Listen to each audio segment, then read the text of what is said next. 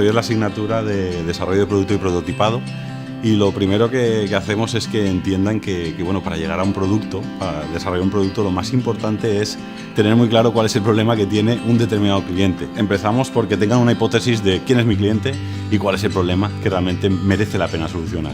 Y con eso, cuando lo tenemos claro, nos lanzamos a hacer entrevistas.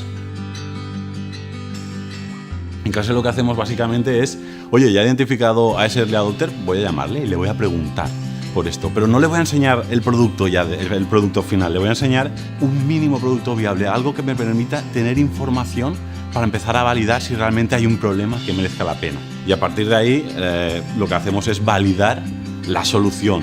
Hemos visto que sí que hay un problema, pues nos vamos a validar la solución.